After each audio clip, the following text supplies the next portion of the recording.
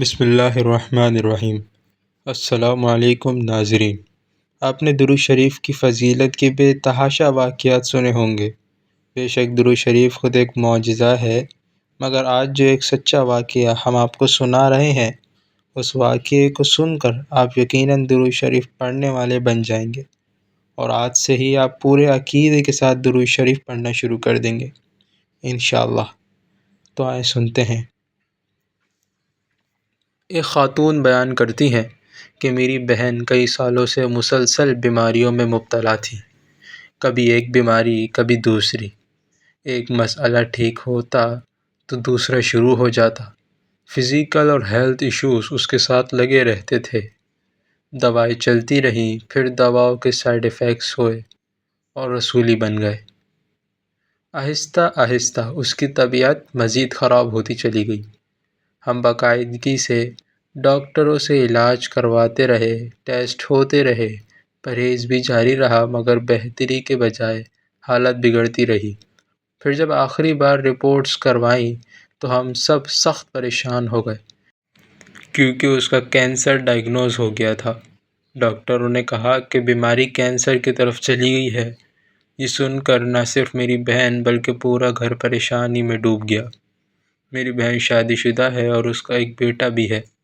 سب کو یہی فکر لاحق ہو گئی کہ اگر خدا نخواستہ کچھ ہو گیا تو بچے کی دیکھ بھال کون کرے گا؟ میری والدہ ایک نیک بزرگ سے بہت عقیدت رکھتی تھیں۔ جب انہوں نے ان سے ذکر کیا تو بزرگ نے فرمایا، کوئی بھی حالت پیش آئے 500 مرتبہ درود ابراہیم پڑھو، پھر ہاتھ پھیلا کر اللہ تعالیٰ سے دعا مانگو۔ درود پاک سراسر رحمت ہے، اور جب بندہ درود پڑھتا ہے تو اس پر رحمت نازل ہوتی ہے، پھر دعا کیسے رد ہو سکتی ہے؟ چنانچہ میری والدہ نے معمول بنا لیا کہ تہجد کے بعد، ظہر کے بعد اور عشاء کے بعد تقریباً 500 مرتبہ درود شریف پڑھتے اور اپنی بیٹی کی شفا کے لیے دعا کرتے ہیں۔ حالانکہ بزرگ نے ایک وقت کا کہا تھا، مگر والدہ ہر نماز کے بعد یہ عمل کرنے لگی۔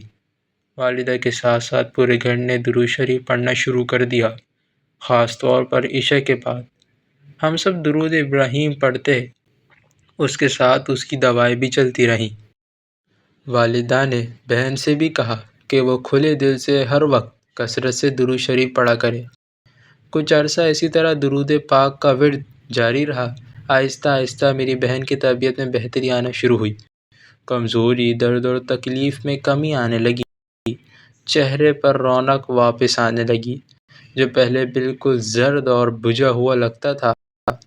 پھر ہم دوبارہ ڈاکٹر کے پاس گئے، دوائیں تبدیل ہوئیں اور نئی رپورٹس کروائیں۔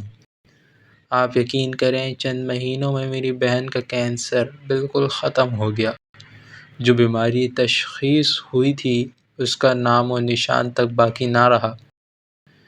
یہ ہماری زندگی کا پہلا معجزہ تھا، جو ہم سب نے اپنی آنکھوں سے دیکھا کہ درود پاک کی برکت سے اللہ کریم نے میری بہن کو شفا عطا فرمائی۔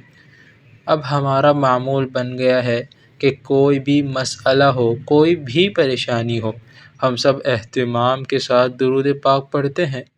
اگر کوئی خاص حاجت ہو تو ایک نشست میں 500 مرتبہ درود شریف پڑھ کر اللہ تعالیٰ کے حضور دعا کرتے ہیں۔